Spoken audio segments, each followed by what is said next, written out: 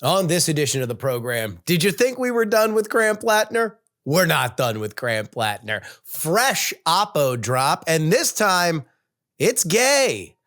Also, everything that you need to know about a newly freed George Santos from somebody who had hibachi dinner with him this weekend. Juliegrace Brufke joins the show, and a list of the donors that are currently tearing down part of the White House so they can build a ballroom, and much, much, much more. It's all coming up.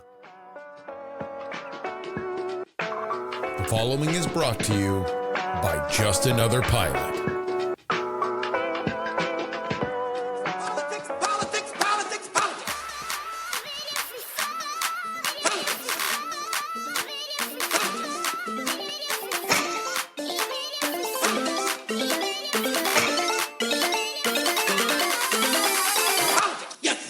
Hello and welcome everybody to the Politics program for October 24th, 2025. Your old pal Justin Robert Young joining you here in Austin, Texas.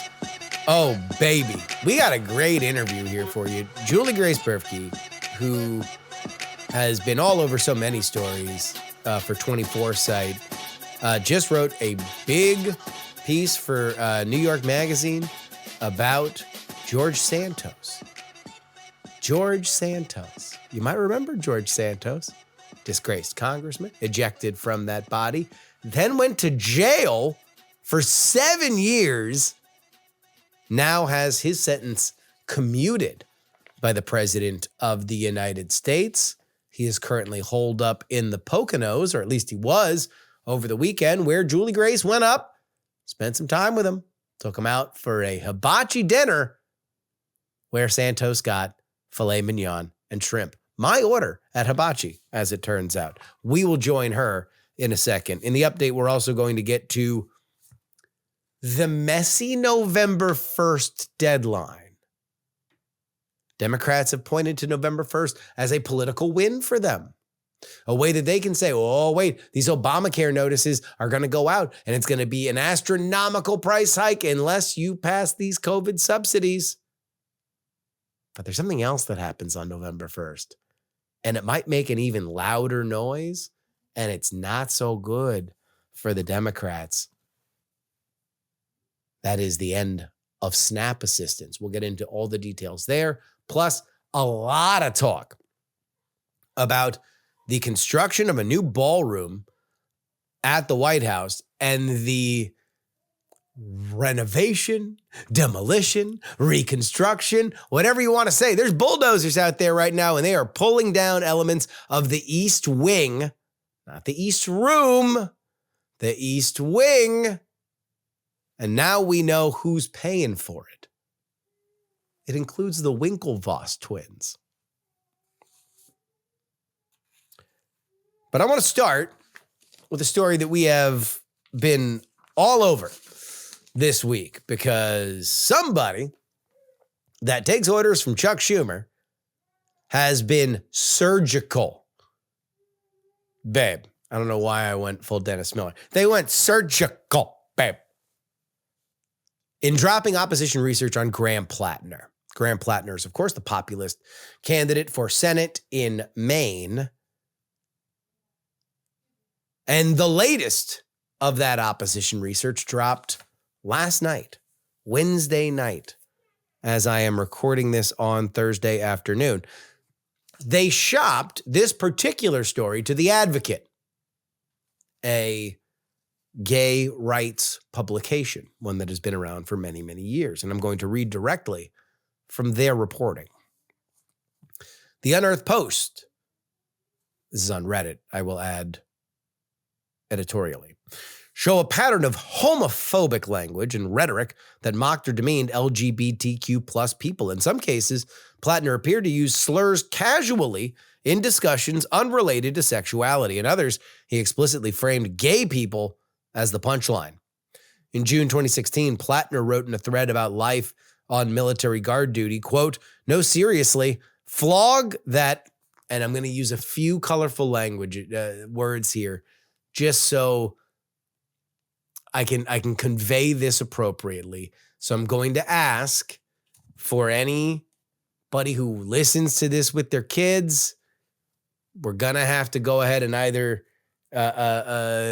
use earmuffs or maybe skip ahead to the update portion of this episode, because this one, I'm going to have to read this verbatim, just because I always hate it when people take quotes that are supposed to be shocking and then they soften them. You deserve to know what was said. The Advocate printed it straight. I'm going to print it straight. So here we go. 3, 2, 1. Here we go. Flog that fucker as often as possible. Write gay poetry about how gay your current job is. Congratulations. You've made it through one shift. Now do it again in 12 hours. Welcome to the world of standing post, where sanity is a sliding scale. In March 2018, he recounted an explicit detail what he described as a gay-off between Marines and British sailors in Bahrain. Quote, pulled into Bahrain in 2007 on an MEU. A Royal Navy submarine happened to be in port at the same time. Before we even realize what's going on, the other weird bastard just leans down and licks the damn thing from the bottom of his ballsack all the way up to the tip of his dick. Stands up, looks dead at us, and yells, "Beat that." I proudly withdrew our team on the grounds that one cannot play gay chicken if one is actually gay. In July 2018, Platner joked in another thread, quote, I suppose some gay fellas still prefer holes as well. Party on top, bros. A month later, in August 2018, he used a homophobic slur while arguing with another user. Bet you not a single downvoter's a real combat vet. Feel free to back it up with facts, fags. In December 2019, Platner mocked military officers, writing, officers are gay. Army or Navy, I don't really give a fuck about your frat. In March 2020, he was still using the word gay as a punchline. Quote, this was the gayest, and not in a fun dick-sucking way, that was a parenthetical, thing I've ever seen. This dude is literally everything I hate rolled into one. In June 2021, Platner posted about military pranks, writing, I like how our gay antics made him so uncomfortable he hates us. I'm doubling down on gay chicken next time in honor of this Air Force pussy. All these posts came years after Platner left the Army in 2012. I will point out that some of this comes, after Biden gets elected, just so everybody can frame it up in their minds. Of course, this comes after previous Reddit comments where he referred to himself as a communist, as an Antifa super soldier, and was revealed to have an SS logo tattooed on his chest, which he has since covered up with a Celtic knot, including a cartoon of his dog. Devastating.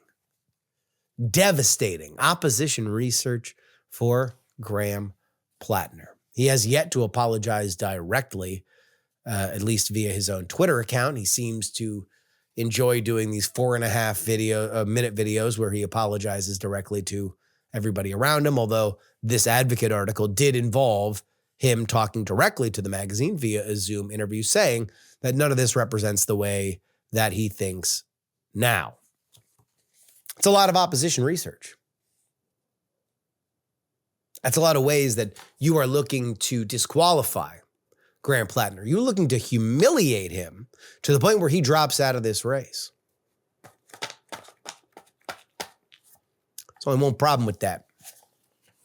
University of New Hampshire Survey Center poll taken from 1,015 likely voters in the state of Maine, October 16th to the 21st, has the following. Janet Mills, 24%. Graham Platner, 58%. All right? You want to wonder why? You want to know why Chuck Schumer and Janet Mills are trying to go drip, drip, drip day by day to hound this guy out of the race? Because right now, they are boat racing her. 58%. If that is close to right, it's hard to think of why Janet Mills got into this race. Now, is what he said good? No. I mean, I think that we have a pretty good idea that old Mr. Platner was a Reddit S poster longer than he seemed to have led on. These were not just around a few years after he got out of the military. He was this kind of rough and tumble dude well into the Biden administration, as it turns out. But I will again restate that if you are an outsider candidate, being perfect is a flaw. If you're an outsider candidate, then having real things that could be brought up and dumped upon you, that's a badge of honor. It shows that you're real. It shows that you talk like actual voters talk. Even sometimes the ways you're not supposed to. Even sometimes in ways that the advocate would be very frowny-faced about and make you call and say that you don't believe that anymore. And I don't doubt that Graham Platner certainly doesn't like to be labeled a bigot, and he probably wasn't thinking about his political future when he was hitting return on those comments. But I will say again, Platner's defense for any and all of this should be, you want to know how? You know I changed? You don't have to trust me. You want to know how you know I changed? Because I deleted those posts. I deleted them. I looked at them before I was going to go seek your vote, and I said, this doesn't represent me. And so in the dead of night, in the quiet, before anybody knew my name, especially the 58% of voters according to the University of New Hampshire, that think that you are a better Democratic representative than the two-term governor of that state, Chuck Schumer's special little lady, I decided those weren't appropriate. You want to know who brought them up? You want to know who brought them up? The same people that have made it their mission to lose against Susan Collins once every 6 years. Oh, it's their favorite thing to do in the world. I am begging one more time, and I know that I am a broken record because I had somebody on the last bonus episode say, are we just getting a rehash of the last free episode? No, no, no. There's new stuff on each and every one of these episodes, but the one thing that is for sure is that each and every one of the episodes that I have done this week since this Oppo drop hit is making a clarion call to the Graham Platner campaign. My brother in Christ, go on offense. Do not explain any of this except to say, yeah, I find it offensive. That's why I deleted it. They're not up there now. You want to know why? Because I deleted it. I didn't know that the stupid tattoo that I got on my chest when I was broke and didn't have money to do anything about it was a Nazi tattoo. I just thought it was a badass skull and crossbones. You can tell by my Reddit post that that's the kind of guy who would probably just think that. Meanwhile, when I found out what it was, look, I got this probably dumb tattoo to cover it up. There we go. The only other thing that I beg you, Graham, I'm begging you. Say her name. Say his name. They are an asset for your campaign. When you defeat them, you will take their power. There is one thing that people who enjoy outsider candidates and also the broader political world love more than an upstart who wins, an upstart with scalps. So again, I don't know why I'm just freelancing here. I'm just throwing this out here for the Platner campaign. When Platner wrote that stuff, he was a 32-year-old and had been out of multiple tours of duty. PTS brained. He typed out a bunch of dumb stuff on Reddit. When Graham Platner hit return to send those posts, Janet Mills was 68 years old. She wants to be a freshman senator. begin her senatorial career at 78 years old. When Janet Mills was the same age that Graham Platner wrote those posts, 32, it was 1979. Graham Platner wouldn't be born for another 5 years, and Reddit wouldn't be invented for another 26. So the choice is clear. You can talk about what the establishment of Janet Mills and Chuck Schumer always do. Obfuscate the real ideas that are animating the people in Maine with this bizarre, we want to get the perfect candidate that's going to beat Susan Collins, when insanity is doing the same thing over and over and over again and expecting different results. That's what they do. They find perfect little candidates that always fail. And they say, Graham's Reddit history, Susan Collins is going to eat it up. She's going to run all these ads against him. Well, guess what?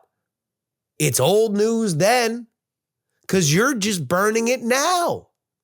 And if people decide that they still want to vote for me now, what do you think's going to happen November of 2026? Because I know what I think. I think they're going to vote for me then too. And beyond that, Janet Mills is toast. You don't start at 58 and lose. Well, unless you're Andrew Cuomo. But generally, you don't start at that level of acceptability and drain to the point.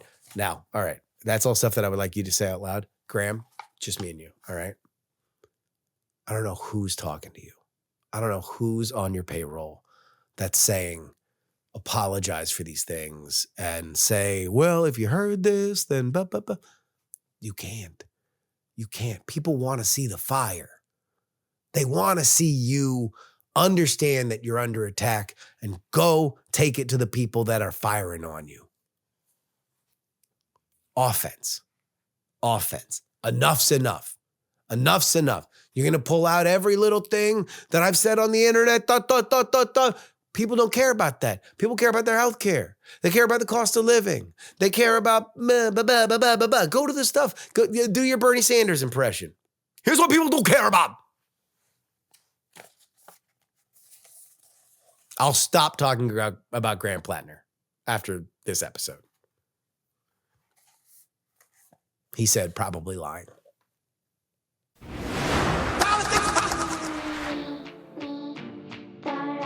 This is your update, brought to you by TakePoliticsSeriously.com. That's where you get our bonus episode each and every week. Bonus episodes. One on Sunday.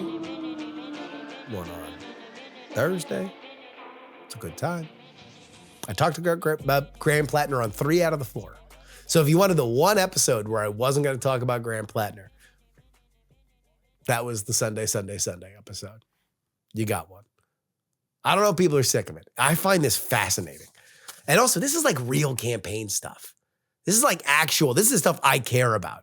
This kind of opposition warfare and how you're trying to go after each other. I honestly, people are like, oh, you're going to blow Graham Platner out of this race.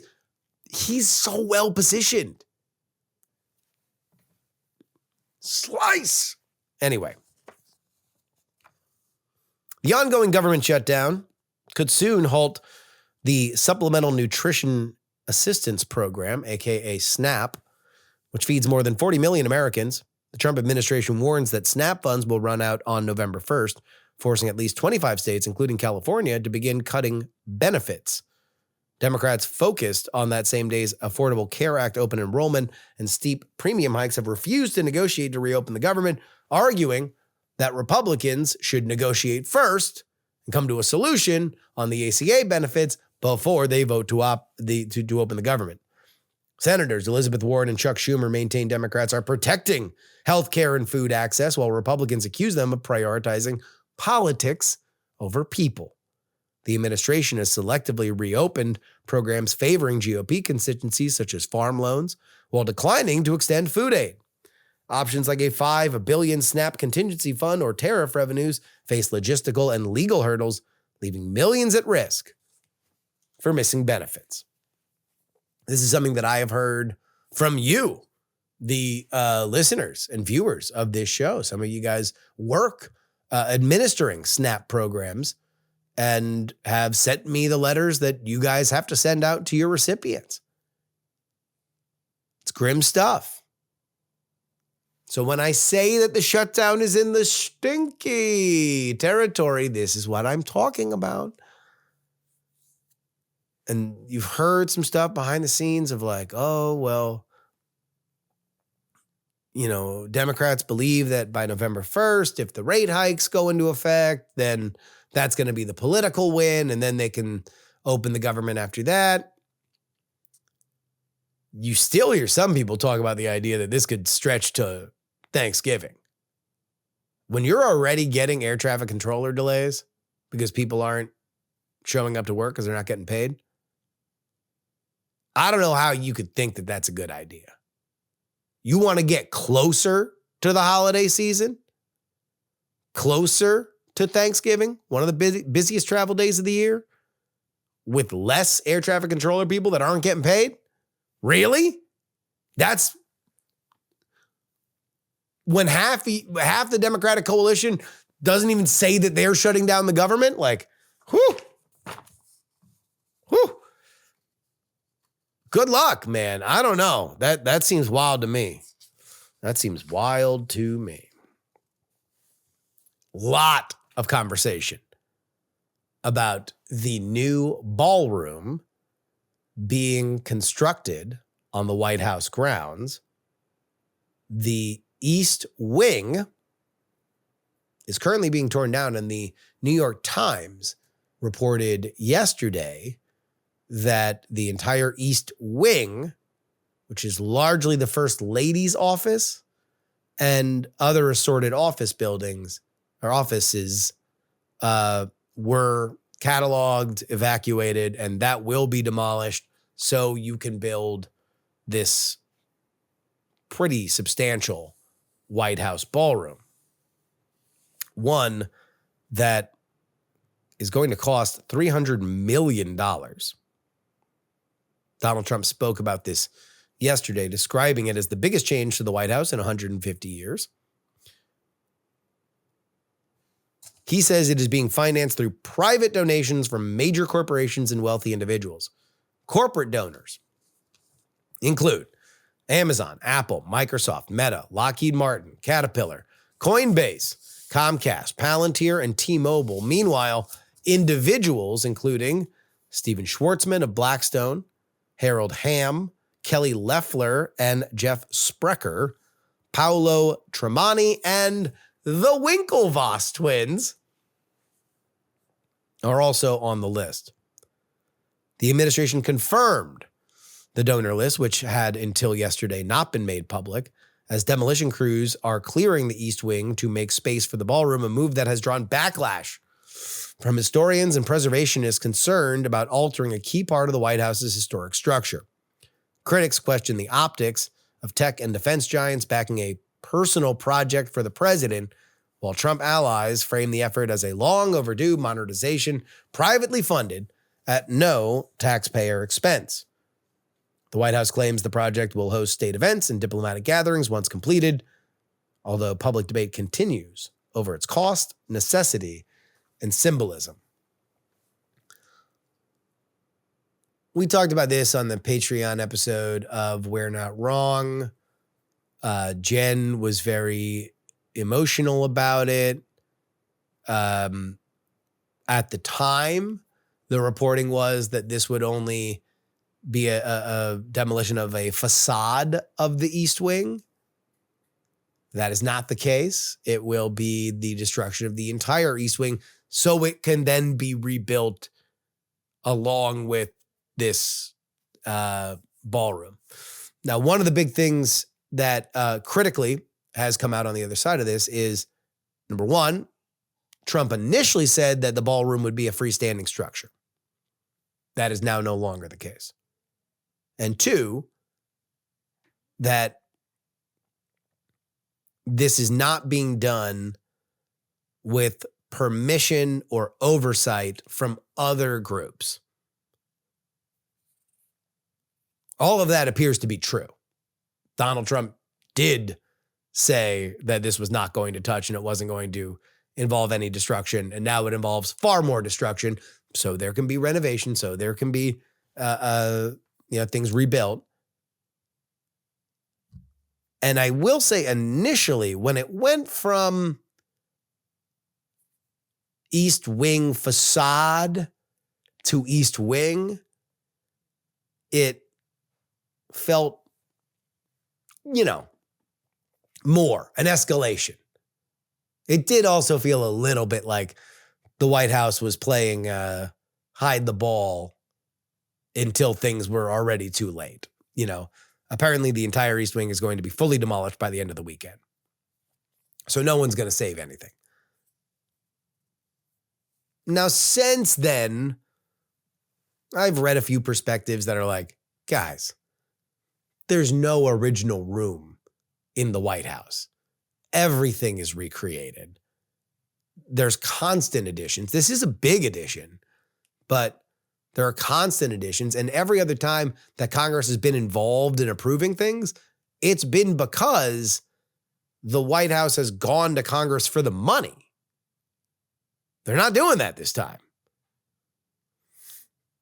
So weigh in each hand, like, did you want more oversight, but for you, the taxpayer, to pay for this? Or do you want less oversight and for you to not pay a cent? There are a few people that I respect, at least, that are pointing out that this is not a pretty welcome addition to the White House. Many presidents, long before Donald Trump, have complained about the fact that state dinners and other big welcoming events for international delegations and visiting dignitaries either have to be very constrained to fit in smaller rooms in the White House or have to happen out on the White House lawn where you're in tents, which I will quote Mark Halperin on his show next up, who said, you can hire the greatest tent in the world, still a tent. A ballroom will be nicer. So I don't know. I definitely was a little, I felt a little taken from the escalation when I read the story yesterday. Since then, I don't know. I had very little connection to the East Wing of the White House on Monday.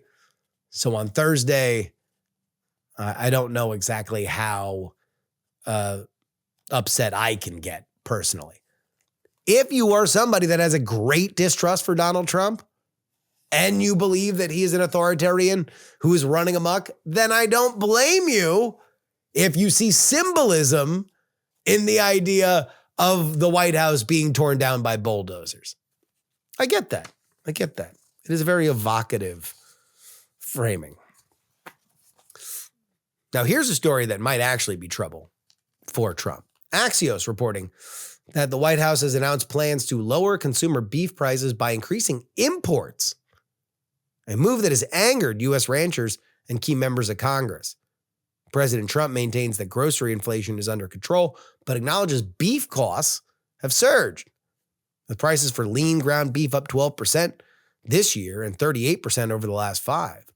The administration argues that expanding imports, possibly from Argentina, will boost supply and bring prices down, although details on this remain vague.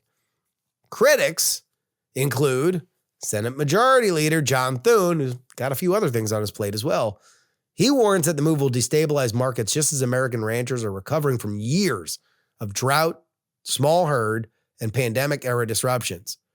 Ranchers are fearing that just as they're recouping some of those losses, cheaper imports could undercut domestic producers, discouraging herd rebuilding, and industry groups like the National Cattlemen's Beef Association support parts of the USDA's broader plan, which includes more financing, grazing access, and incentives for cattle production.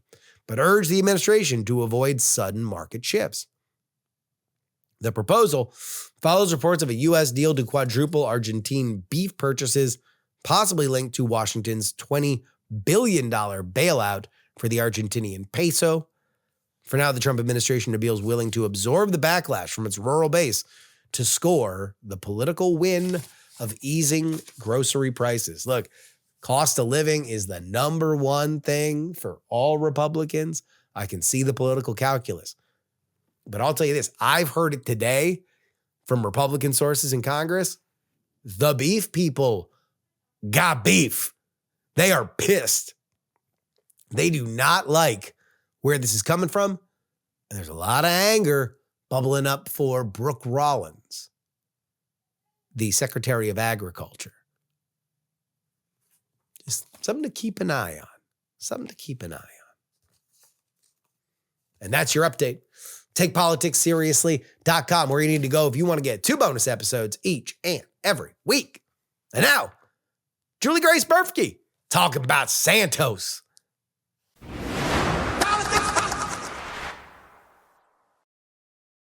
It is always a pleasure that we welcome Juliegrace Brufke to the show, but it is an even greater pleasure because she was one-on-one with one of the most focused on people in the gossipy world of American politics, the newly freed George Santos. Juliegrace, welcome back to the show. Thanks for having me. So I knew that you had talked to Santos before he went into jail and you were in communication with him. So I texted with you when the news broke that he was out. How did it come to you heading up there to interview him on his first weekend free? So it's funny because I had been working on a pardon story before he actually was commuted. And as soon as I saw the Trump social, I called his husband who hadn't heard yet. And I was like, hey, do you have any info? And he was like, wait, what? I've got to call his lawyers. So actually, so you broke the news to his husband. Yeah. So I gotten like some texts from a couple different publications that were like, hey, do you want to go try and get his first interview or try and go spend some time with him to get like a real inside look? So I drove up to the Poconos on Sunday. And he'd done Fox that morning and he did CNN that morning, but he hadn't really like done a real meal yet. So his first real meal out, he'd gotten some sushi for lunch, but was hibachi. So we went to hibachi in the Poconos, which like we're seated next to like a bunch of people having a birthday party and a couple that definitely knew who he was, but like weren't bringing up who he was. We're like a random couple in the Poconos on Sunday and you're like, sit down at a hibachi table and it's like George Santos sipping a pina colada 2 days out of prison. It's got to be like wild. That is certainly an odd hibachi pairing. You know, that is something weird to see over the volcano onion. Yes. Yeah. Well, this was like a wild hibachi experience. Their hats were on fire. There was one point like a Backstreet Boys sing along. Oh, wow. Yeah. It was, I feel like. Do they still do the shrimp tail flip? Or is that... You know what? They were flipping zucchini. I feel like that was the first time I'd seen zucchini and not shrimp. But I guess maybe like the vegetarians out there are a little more friendly. Probably a safer allergy play just to flip a zucchini instead of a shrimp tail. So what is his mood? He is definitely kind of feels like same old George from like a happy-go-lucky standpoint. But yeah. When I first talked to him before, like I had his last interview before he went away and he was like, I am going to get out and it will be my revenge tour. And he's very much like, you know what, I'm just going to like let people live their lives and just be happy I'm out now. So that was kind of like a 180. So he was angry when he went in. He was like, look, I'm going to eventually get out because this is too long of a sentence. And, he felt he was wronged. So eventually he would get out. The question was when, and then he would wreak havoc on those that wronged him. And at least the Santos that exists at the hibachi restaurant seemed a little bit more serene. On that front. Yeah, he was just kind of like, I'm grateful to be out. I wish these people the best. We can all leave each other alone. I just want to go live my life. So now he's kind of trying to figure out brand deals and media offers, which have kind of been, he was showing me some of the emails.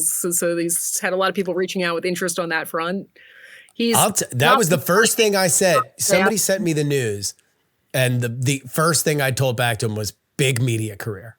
Like, because the big reason why he wouldn't get a gig before is because he was going to jail. There's no denying that people want to see George Santos and they want to see his opinion on stuff. So you're saying that is indeed happening. He hasn't made any decisions yet, but his big thing he's talking about is potential starting a nonprofit for prison reform. So he's like, really, I mean, I guess everyone hates being in prison, but he was really hating it. He really didn't like it. Yeah. I mean, I probably wouldn't thrive either. I get it. But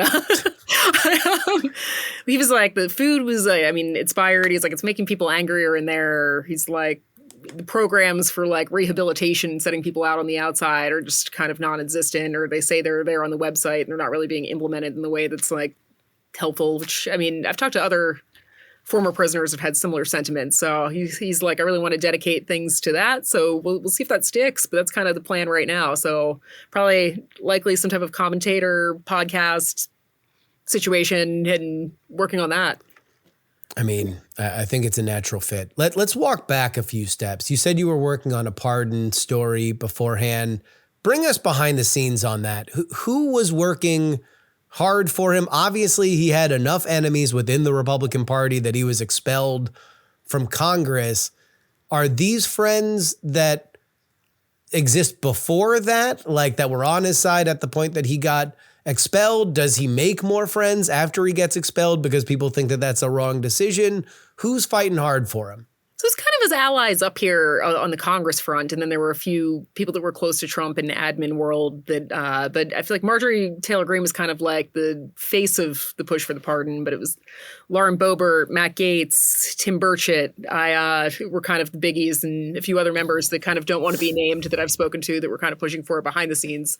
But yeah, I mean, he had a lot of people kind of in his corner pushing for that. So he's definitely very excited. It was definitely, I mean, I know one administration official that had gone to the pardon czar a couple weeks ago that was kind of heavily pushing for it. But it's funny, I had talked to a couple of the members that were pushing for it, and they were like, he's probably going to have to do a year. Christmas at the earliest would be around Christmas time. It was kind of what they were projecting. So I think the timing was a surprise to a lot of people, including George's husband and his lawyer. So yeah. So you say pardon czar. Who's the pardon czar? The pardon czar, it's this woman named Alice. I'm blanking on her last name right now. But actually, Kim Kardashian had worked pretty hard to get her out. And then she was appointed to be the kind of review different people looking for pardons and commutation. Oh, it's that. The Alice from the prison reform that was in the ad. Mm-hmm. So wow. There's some people. That so now she's in the administration and she reviews. Is this an official position or is this an unofficial position? I believe it's an official position. Oh, wow. That's fascinating. So folks, if you remember this is pre-COVID. This was the last night before COVID enveloped all of our lives for the next 3 years. The Super Bowl ad, I believe it was the first Super Bowl ad for the Trump reelect in 2020 was one of the poster examples of Trump's prison reform, that deal that he made with Kim Kardashian, where she was talking about how grateful she was to be out. And so now that's fascinating. I have not heard that anywhere, that she is now reviewing pardons. Yeah. So it's kind of like the look behind the scenes. I mean, I was talking to one admin official. I haven't spoken with her, but they said it was a very well orchestrated kind of campaign to try and get him out. And I think a lot of it is some people felt that the 7 years, like there are a lot of members up here that I've said they feel like 2 years would have been sufficient. And like maybe the pardon, the commutation wouldn't have happened if it hadn't have been 7. And so what did he go away for? So it was aggravated identity theft and fraud. And this is all pursuant to the stuff that happened that was revealed after he got to Congress? Yes, it was campaign funds, that sort of thing, on misuse of... Oh, yeah, that he was spending too much money on things that he shouldn't have, and he was fraudulently listing the money in the FEC records and being sloppy about it too. Like he wasn't in any way creative. A lot of this stuff tends to get fudged, but he was not particularly artful with it. He was in prison with one of his campaign finance guys who I guess had been impersonating a senior McCarthy staffer at the time, trying to solicit funds for his campaign too. So and they were at odds, right? I think that, I mean, he was like, I went in, we got along in there. So he made a few friends in prison. So he made friends with the United Airlines executive. And then he's also in there with a couple of the Senator Menendez associates that had. Oh. So he was telling me that he was like cracking gold bar jokes to them while he was in there. But I mean, he was in protective custody, which is kind of the equivalent of solitary confinement for a long time in there. So he was, I mean, he said it got pretty dark. He was having suicidal thoughts at one point, and he'd finally been let out back into the camp. And we found out, I guess he was on TV, and a bunch of the prisoners were like, George, you're on TV. And he was like, oh, I'm always on TV. I'm not worried about it. And you're like getting out. So, yeah. Oh, that's how he found out, because the other prisoners told him that he was on television. Yeah. That's crazy. That's crazy. Never a dull moment with George Santos. Never, it appears, a dull moment. What is some of the backlash to this? Obviously, there's a partisan element, and does he feel it, or is that not even on his radar right now? Well, he said, I mean, like, he was like, Instagram comments largely positive, Twitter getting a little more, X now getting a little more backlash. But I mean, from the people he's seen, he's also in Pennsylvania. He's up in New York for some TV hits, but he said people have largely been supportive. I mean, obviously, we've seen a lot of Democrats come out and say that like this kind of completely diminishes Republicans' tough on crime messaging. Sure. Really hit Trump on that. And I feel like there's definitely a few Republicans, particularly in the New York delegation, that are extremely frustrated. And I mean, we saw yesterday, I mean, he still might face some state charges. So that might pop back up. So. Oh, gotcha. So he might not be totally out of the legal woods just yet. Although I would wonder whether or not the juice is worth the squeeze, depending on how much he stays in the public eye. Whether or not somebody would go after him. I don't see him coming back into politics anytime soon for another run. I mean, I feel like a Dancing with the Stars commentating on pop culture and celebrities is probably the more likely trajectory, in addition to some of the prison reform push he's looking to do. But he's definitely like, I'm going to lay off attacking my former enemies. So I think maybe I think he's at least for now out of that world. We'll see how long he can stay out of it. He does seem a little bit addicted to the drama. Well, the other thing I've heard from some people are, I mean, if he does kind of manage to lay semi-low, that he might get the full pardon by the end of Trump's term. So that's not out of the... So all right. So his sentence is commuted, which means he didn't have to serve the rest of the 7 years, but he does still have to pay restitution. Yeah. No, he doesn't have to pay restitution. So that, I mean, there would have been a way, I guess, that they could have done that, but it wasn't the way it was written. But he's still technically a convicted felon. He just doesn't have to serve. Oh, gotcha. Yeah. So he does not have that expunged from his record. That he doesn't. So, I mean, if you're George, depending on what your career path is, does that really matter? But it's I mean, it feels like a merch opportunity for George, considering how colorful he is. The Trump of it all. Why now? I mean, I think that, he definitely drug Blumenthal into that, which seemed a little random statement. Yeah, that was odd. Like, because it felt like that Trump was maybe wrestling with this a little bit, and you never really know where the New York element of it, when you're pissing people off in New York, you never really know whether or not it's somebody that Trump's been friends with for 50 years. And so therefore he's not going to be as nice. See his weird support for Andrew Cuomo in this race, where obviously there are some other ties there, but he clearly did not have a clear, the squaring of the circle when it came to Santos, so much so that he had to use the Danang Dick Blumenthal way to get to there. So yeah, what do we have any idea why that was there? Yeah, rogue times.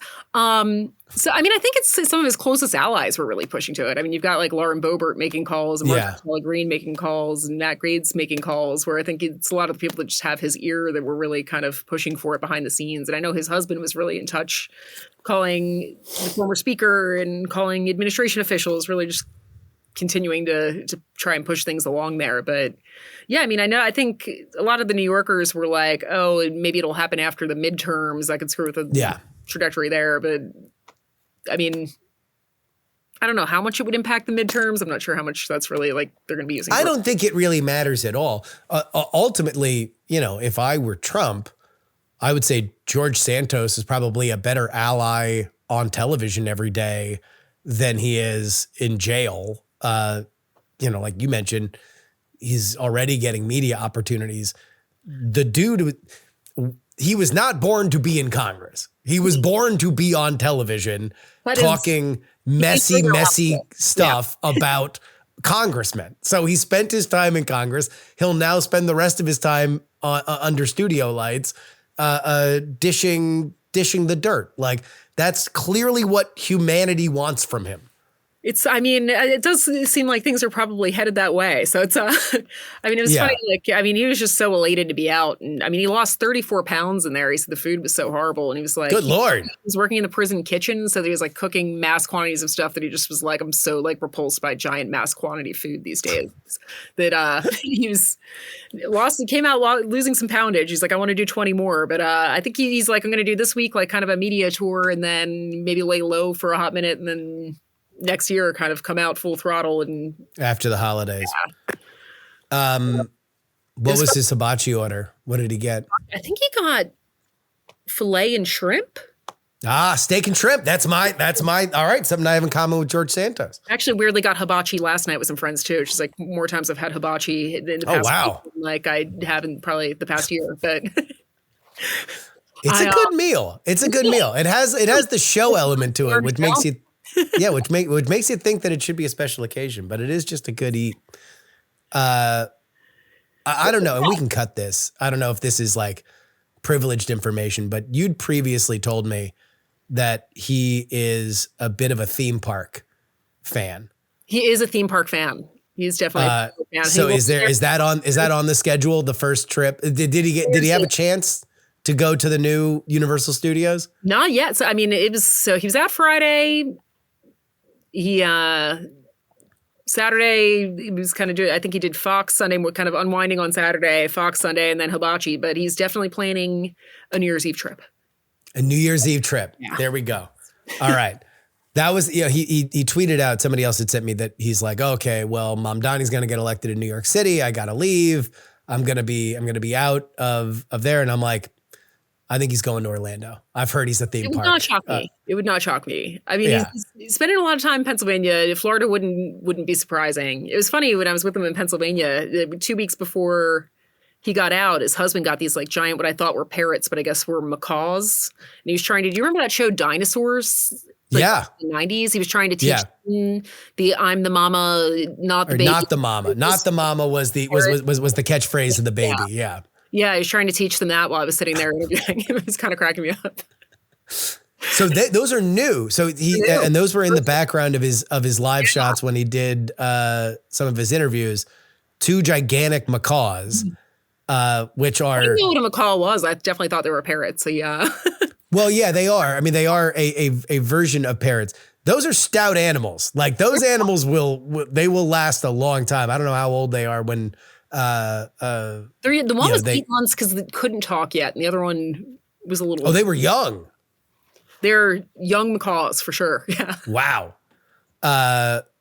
They're my aunt used to breed macaws, and so I was I've been around them a fair amount. They are loud animals. They are an intense pet. I would say you need space in your house if you are going to have macaws, unless you are just going to live amongst their chaos. Because they were flying around the kitchen a little bit, but they were relatively quiet while I was there. When they were talking very loud, but it's kind of my first macaw experience. But we don't know where they're going to relocate, but they've been outside of the city for a while. At least his husband had been outside. Queens and in the Poconos. Yeah. Well, I'm fascinated to read. Where is the piece that you wrote gonna run? New York Magazine. It just popped.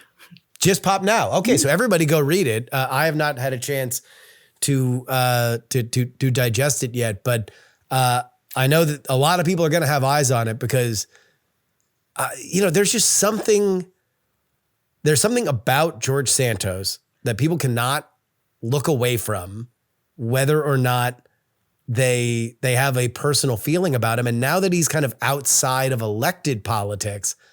I mean, love or hate, he's objectively entertaining.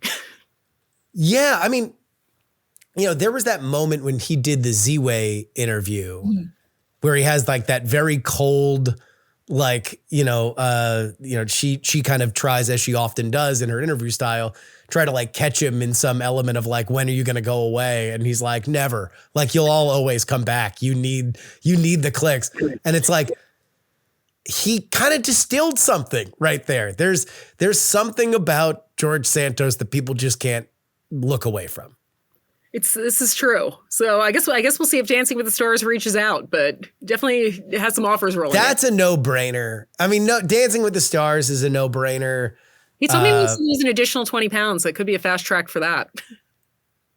I mean, and this is, just, based on what you have heard, the media reach outs, are they more on the pop culture side or on the political side? I think a little more on the pop culture side.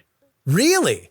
I mean, isn't it all one and the same these days? Aren't we living in the time of entertainment politics? I think, yeah. I mean, the most interesting interview that I saw with him, because sometimes I do think that, he's in on the joke. Yeah. Like he knows that he is playing George Santos, the character, sometimes. And the most real interview that I saw with him was his Tucker Carlson interview before he went into prison, where you saw legitimate fear and you saw him legitimately scared about what was going to happen. And he felt a little bit more real and honest.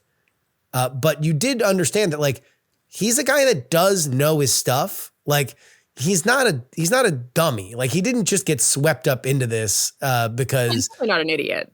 Yeah, he was like one con after another. It's like, oh, I was fudging on my rent and then I was fudging on my credit cards. And then, oops, I ended up in Congress. Like, he knows, he knows politics. He knows kind of what he wants to do. So I would always assume that he's going to be more on the political side. Although, who knows? Like, maybe 2 years from now, he's, rolling his eyes at Anne Hathaway's dress at the Golden Globes. I mean, he loves to do it with the White House Correspondents' Dinner. His Twitter's his jam to be critiquing all of it. Oh, man. Well, here, real quick, because we have you here, you are talking to us from the Capitol, where the government remains shut down. Obviously, when you are not gallivanting to the Poconos and eating hibachi with recently commuted George Santos and his husband, you are covering Congress. Where are we right now as I talk to you on Wednesday morning when it comes to the shutdown? Any thawing of the ice? Any cracking? What's happening? It is Groundhog Day, and I don't know how this thing ends because everybody's real dug in. I feel like I watch the same press conferences every day. It's literally like that movie Groundhog Day, where it's like, well, everyone's got their positions. And I mean, we're coming up I feel like November 1st is kind of like the whole healthcare deadline for subsidies. So I don't know if that shifts things, but I mean, it's right now everybody's very dug in, and I'm not sure who blinks first. I mean, this could go well into November. The big question: do the individual spending bills? It's like they're really the big question that I have is: at what point does everybody not think they're winning? Because right now, everybody thinks they're winning, right? The Republicans think either side's winning the messaging war right now. It's kind of like an everyone seems like assholes situation from everyone I've talked to kind of outside of DC. Yeah.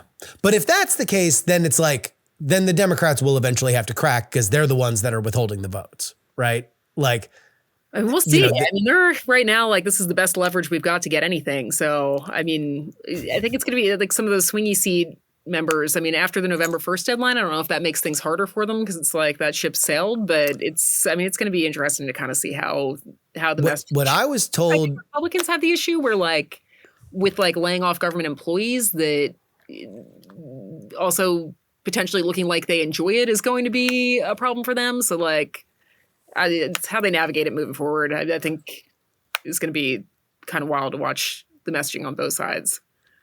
Yeah. I mean, it's getting, we're into the stinky phase. We're into the, like, as we were loading up the interview here, there's air traffic controller based delays at airports across the country. There are SNAP benefits that are being delayed. This is when the rubber really hits the road on a shutdown. Yeah, I mean, I think the real frustrations, more than one paycheck now, parks are closed, people want to take their kids to, I think things are kind of getting serious. So at some point, I mean, I feel like there's going to be backlash from significant backlash from constituents. I mean, when this first started, I heard from a lot of members that were like, well, people back home don't even really notice, but I think it's really kind of starting to. Well, they're going to notice flight delays, and flight delays are something that are very scary leading into the holiday season when people are going to be flying a lot, and it's going to be more dangerous because you have more dicey weather.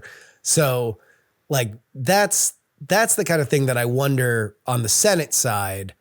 To me, the only way out of this is that 5 Democratic senators say, whatever, take the Thune offer to have a vote on these subsidies. We'll figure out the rest going forward, but we can't be on the hook for people being delayed, because if they're leaving this up to the White House to make TikTok after TikTok about lines at the airport saying, Chuck Schumer, this is getting better for us every day over top of it, then they're going to get hammered on that. I mean, I think, it's, I mean, we'll see if Chuck Schumer eventually gives them that green light, but it's, I think it's going to be a, oh boy, rank and file revolt.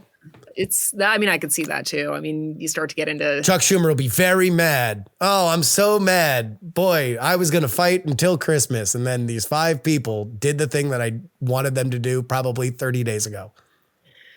Never a dull moment. Well, actually, right now covering this has been kind of dull outside of the real world implications of it. But it's, we'll see. We'll see how long. Nothing. So right now, nothing. You don't hear any whispers. There's no, everybody is Groundhog Day every single day. It's that is kind of where things stand right now. So it's, we'll see. We all kind of had bets in the press room, and I think I had picked October 23rd, and I was the latest on that. And everybody was like, really? Wow, really? I thought too. I thought this was going to be a short one too, just because I didn't think the Democrats were built for shutdowns. I still think that they're not. I feel like generally in the past, the person who the party that's withholding gets blamed for it, but yeah. We'll see. They're kind of running with the whole Republicans run both chambers in the White House. And I feel like, a lot of America doesn't pay attention to the filibuster. So it's, whether that message is resonating. Also, what's the point of shutting down the government if you're not going to take credit for shutting down the government? That is also a great point. Why are you doing it? If this is not about, the whole point was the base demands a fight. There are too many things that the Trump administration is rogue. It's gone wild. We need to fight. We're going to shut down the government. But if that's not your message and it's like, oh, this is the Trump shutdown, they control everything, then what are you doing? It's mess. It's mess.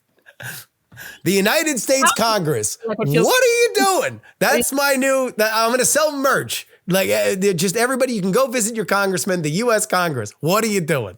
I kind of miss the House members up here. I feel like they're usually less boring than the Senate side. I texted Mike Lawler and was like, can you come pick some fights in a hallway? Because it's been kind of boring. Yeah. Yeah. Well, I guess so Johnson just does his daily 10 a.m. press conference. And Dems do their presser, and then Senate does their lunches, and everybody gets similar quotes every day. And that's kind of where we're at.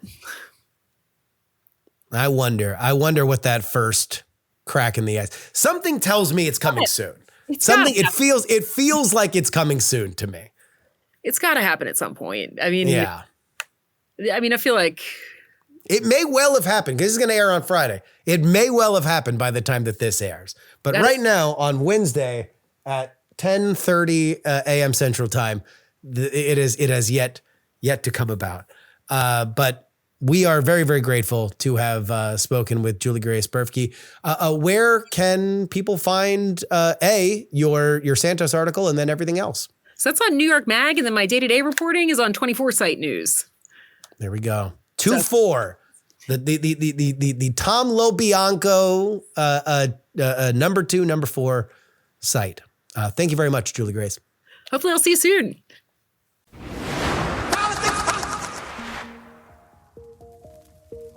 And that'll wrap it up for us today. Politics, Politics, Politics, written and hosted by me, Justin Robert Young, for Dog and Pony Show Audio in Austin, Texas. Our producer is Will Saddleberg. You can email me, theyoungamerican@gmail.com. Find, follow, and share video clips of the show. Justin R. Young on TikTok. Justin R. Young on Instagram. Justin R. Young on X. But of course, the big place, if you want to watch the entire episode in beautiful, pristine video, it is YouTube. Politics, Politics, Politics is the handle there. Video coming soon to Spotify. I don't know if there are Spotify video viewers, but Spotify loves that stuff, so we're going to give it to them. You can support us. PayPal.me/payjury. Venmo is Justin-Young-20. Cash App is PX3 Cash, and you can send me anything you'd like in the mail. Post Office Box 153184, Austin, Texas, 78715. The only place you get our bonus content is TakePoliticsSeriously.com. Paying members get 2 bonus episodes each and every week. $3 a week or $99 for the entire year. Thank you to everybody. We're going to have a large group of you guys that are renewing up for the next year this month and into the beginning of November. It's going to happen in the next few weeks.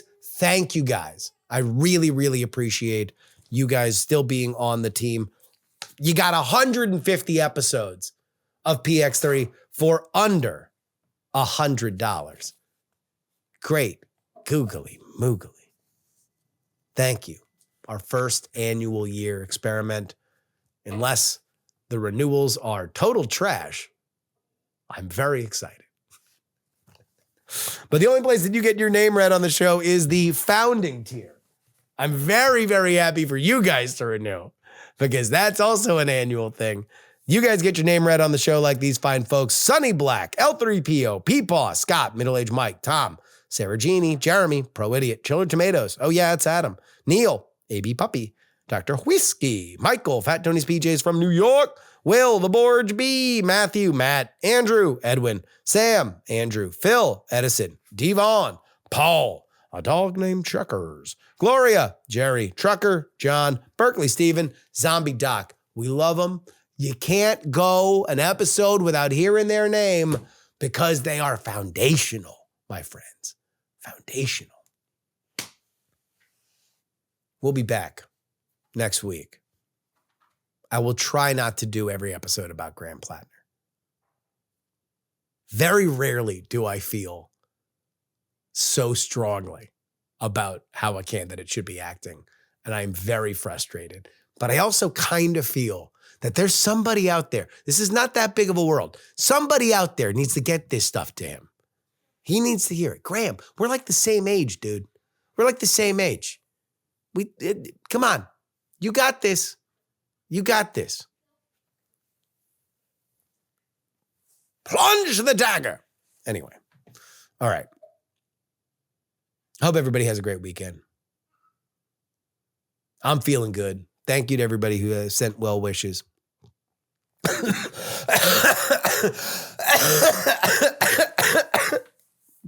We'll leave that in. That's too funny.